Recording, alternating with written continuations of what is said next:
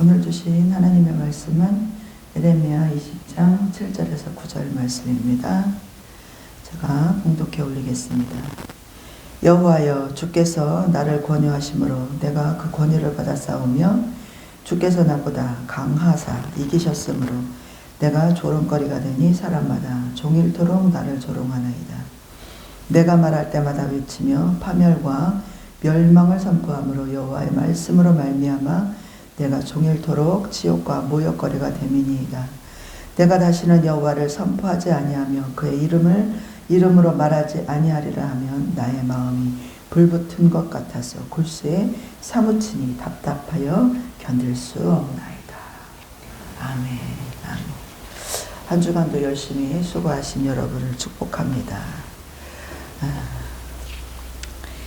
지금까지 우리가 지내온 시간 동안 우리는 다양한 경험들을 하였고, 슬픔과 기쁨과 즐거움과 행복과 좌절과 고통 같은 희노애락이라든지 다사다난한 경험들을 하면서 지금까지 살아왔습니다. 정말 이 세상이 정말 한번 살아볼만 하구나 하는 일들도 있었을 테고, 때로는 그 반면에 이제 내가 이렇게까지 살아야 되나, 정말 살기 힘들다,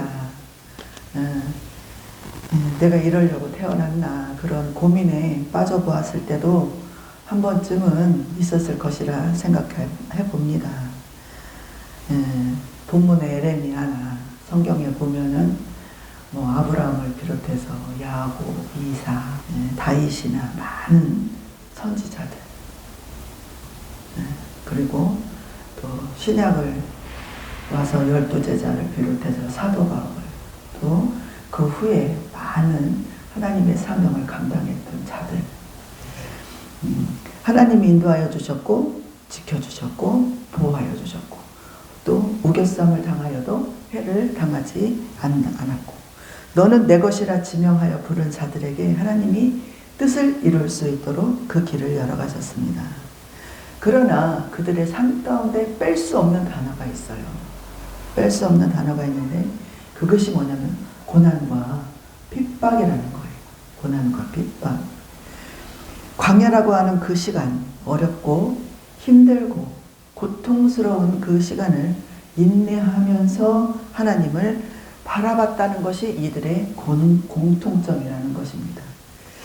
시대적인 배경을 통해서 하나님은 하나님의 사람들을 부르셨고 그들을 통해 하나님의 마음을 끊임없이 얘기를 해주셨고, 그것이 그 시대를 사는 사람들의 귀를 열어 마음을 깨울 수 있기를 원하셨던 게 하나님의 뜻이었습니다. 지금 이 시간 예배하는 모든 예배자가 하나님이 부르셨고 하나님의 귀를 열어 하나님의 뜻을 세울 사명자로 부르셨고 여러분들도 또한 하나님의 사명자로 부르셨기 때문에 누구나 다 그 고난과 고통과 핍박 가운데 있을 수 있다는 거죠. 우리가 하나님을 믿었기 때문에 기도를 하면서 하나님의 축복을 받는 것 당연한 거예요. 하나님의 은혜를 받는 것 당연한 거예요. 우리가 간절히 기도하는 것, 그거에 대한 응답을 받는 것 당연한 거예요. 그러나 우리가 하나님의 사명을 이루기 위해서, 하나님의 뜻을 이루기 위해서 고난과 핍박 가운데서 그 고난을 견뎌야 하는 것 또한 당연한 것일 수 있다는 것입니다. 하나님이 예레미야를 통해서 말씀을 하셨어요. 너는 내 말을 전해라. 너는 내 말을 전해라. 내가 너희를 망하게 할 것이다. 너희가 회복하지 않으면, 너희가 회개하지 않으면, 너희가 돌아오지 않으면, 나는 너희를 사랑하기 때문에 너희가 회개하기를 원한다. 너희는 내게 돌아오기를 원한다. 그것이 하나님의 궁극적인 목표예요. 그것을 너는 이스라엘 백성에게 너는 가서 전해라. 예레미야야, 너는 가서 전해라. 너는 내가 부른 너는 사명자다. 그래서 예레미야는 그것을 하나님 앞에 최선을 다해서 그 사명을 감당하기 위해서 하나님의 부르심에 순종을 했어요. 그런데 오늘 이 예레미야 20장은요, 하나님 앞에 불평하는 거예요. 몇 번째 불평이냐면 5번째 불평, 6번째 불평이에요. 앞에도 하나님 나는 너무 힘들어요. 하나님의 말씀을 순종하기가 너무 힘들어요. 하나님의 말씀을 순종하다 보니까 내가 너무 힘들어요 하고 불평했던 일들이 여러 번 있었어요. 그런데 오늘 5번째 불평이에요. 자, 1절에서 오늘 이제 읽지는 않았지만 1절에서 3절에 보면 임멜의 아들 제사장 바스올은 여호와의 성전의 총감독이라. 그가 에레미야의 이 일을 예언함을 들은지라. 이에 바스올이 선지자 에레미야를 때리고 여호와의 성전에 있는 베냐민 문 위층에 목에 씌우는 나무 고랑으로 채워두었더니 다음날 바스올이 에레미야를 목에 씌우는 나무 고랑에서 풀어주매 에레미야가 그에게 이르되 여호와께서 내 이름을 바스올이라 아니하고 마골 및 사빕이라 하시느니라. 에레미야가 성전뜰에서 메시지를 전한 결과 성전 총감독인 바스올에게 잡혀가지고요, 매를 맞고 감옥에 갇히는 일을 당하게 됩니다. 그리고 이제 그 다음날 바스올이 풀어져요. 그래서 에레미야에게 이제 바스올에게 이야기를 해요. 너의 이름이 이제는 바스올이 아니라 마골 미사빕이라 합니다. 마골 미사빕이라 하는데 이 말은 뭐냐면 사방에 두려움이 있다는 의미예요. 그래서 4절에서 6절 말씀은 바스올 자신과 그의 거짓된 가르침을 받아 그와 함께했던 모든 유대인들이 심판을 받을 것이다. 그 말을 예언을 합니다. 그래서 7장에서 보면 여호와여 주께서 나를 권유하심으로 내가 그 권유를 받았사오며 주께서 나보다 강하사 이기셨으므로 내가 조롱거리가 되니 사람마다 종일토록 나를 조롱하나이다. 내가 말할 때마다 외치며 파멸과 멸망을 선포함으로 여호와의 말씀으로 말미암아 내가 종일토록 치욕과 모욕거리가 됨이니이다. 오늘 말씀을 읽었죠. 에레미야는 크게 불평을 해요. 매우 강한 어조로 불평을 하는 거죠. 하나님께서 나를 속였습니다. 그리고 나를 이기셨어요. 하나님께서는 나를 이기셨어요. 8절에서 9절 내가 다시는 여호와를 선포하지 아니하며 그의 이름으로 말하지 아니하리라 하면 나의 마음이 불붙는 것 같아서 골수에 사무치니 답답하여 견딜 수 없나이다. 사람들의 조롱거리가 되어 다시는 하나님의 말씀을 전하지 않겠다고 하지만 결국 견디질 못하고 다시 전하게 되나 그때마다 돌아오는 수치와 모욕은요, 힘들다라는 거죠. 그리고 또한 계속해서 당하는 어려움은 지속됩니다. 10절에 보면 나는 무리와 비방과 사방이 두려움을 들었나이다. 그들이 이르기를 고소하라 우리도 고소하리라 하며 내 친한 벗도 내가 실족하기를 기다리며 그가 혹시 유혹을 받게 되면 우리가 그를 이겨 우리 원수를 갚자 하나이다. 지나가는 사람뿐만 아니라 내 친구도, 내 친한 친구도요, 내가 언제 망하나 이것만을 지켜보고 있다는 거예요. 정말 살벌하잖아요. 에레미야가 언제 망할지, 제가 언제 망하나, 제가 언제 죽나 이것만 지켜보고 있다는 거예요. 그러나 하나님은 어떤 분이신지를 에레미야는 너무 잘 알아요. 에레미야는 알아요. 하나님이 어떤 분인지, 하나님이 얼마나 두려운 분인지, 하나님이 얼마나 지극히 사랑이 많으신 분인지, 하나님이 어떤 분인지 알기에 에레미야는 하나님을 내려놓을 수가 없어요.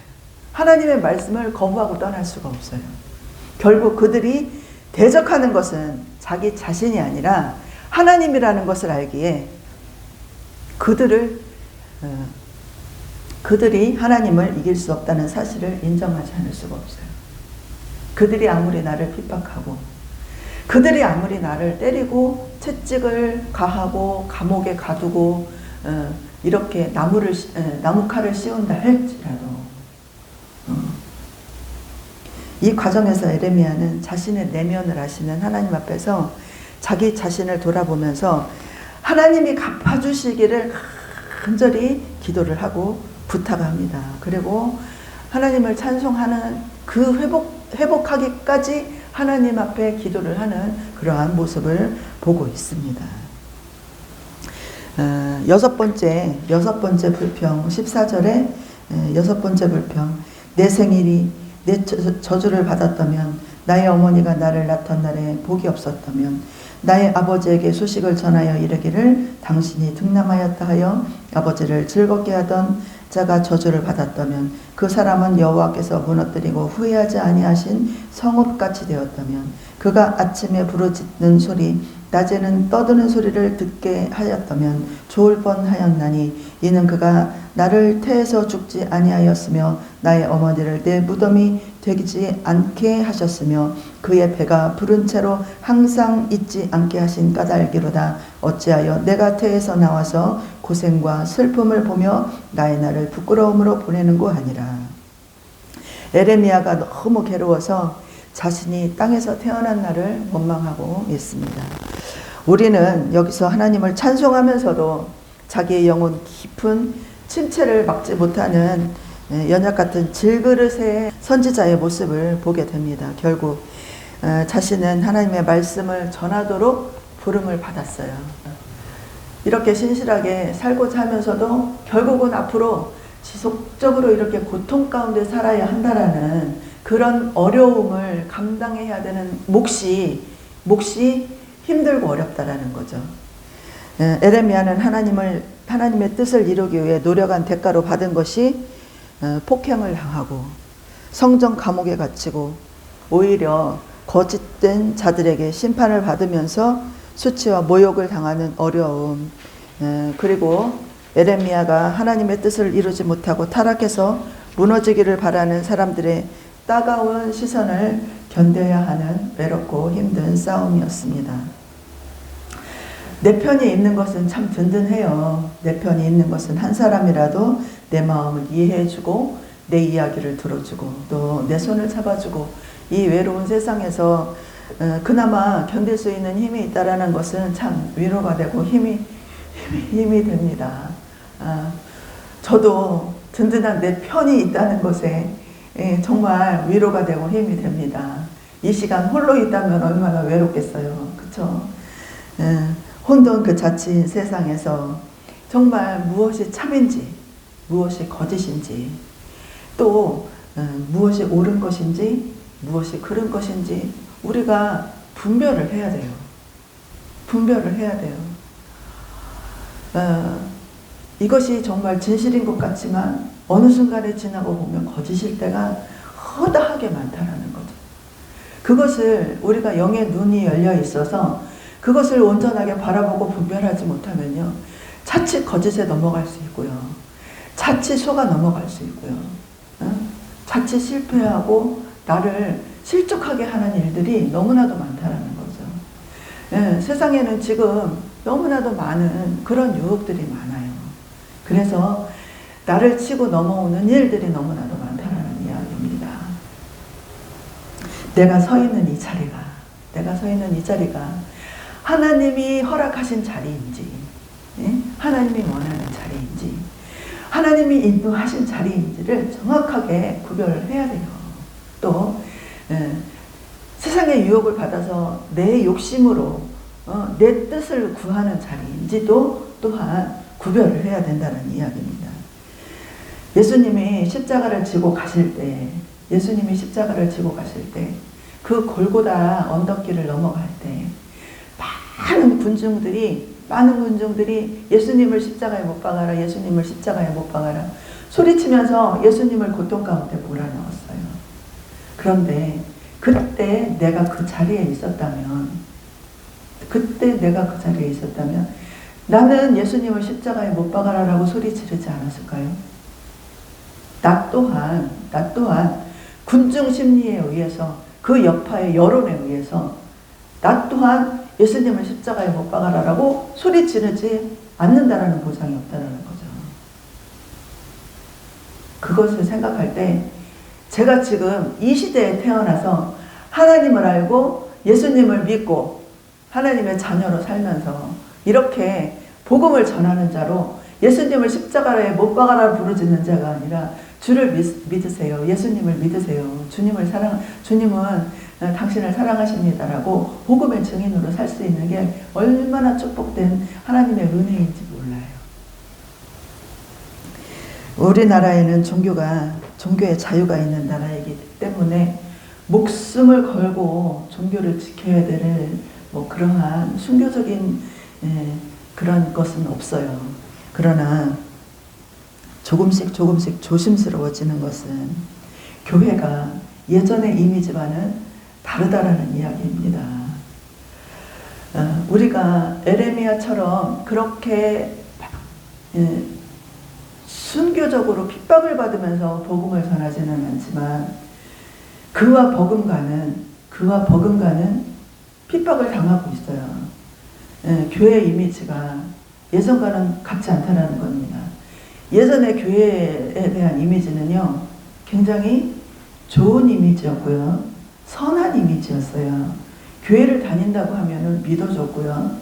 아, 교회 다니세요. 당신은 참 좋은 사람이군요. 이렇게 인정을 해주는 그러한 분위기였었어요.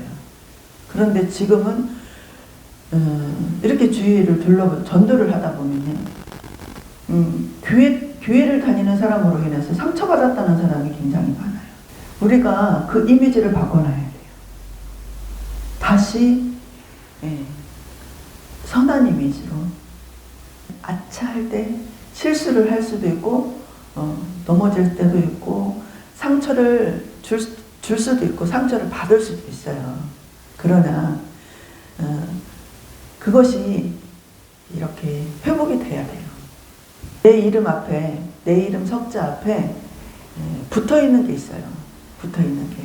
우리 이제 사회에서는 뭐 직함이 붙어있죠. 회사에서는 뭐 부장, 과장, 뭐 사장, 이사 이렇게 해서 그 직함에 따라서 직위도 달라지고 또 이렇게 품이나 품격이나 그 모양 이렇게 행하는 일들이 좀 달라집니다. 그렇듯이 우리도 교회에서 뭐 집사님, 권사님, 장로님, 또 목사님 이게 있잖아요.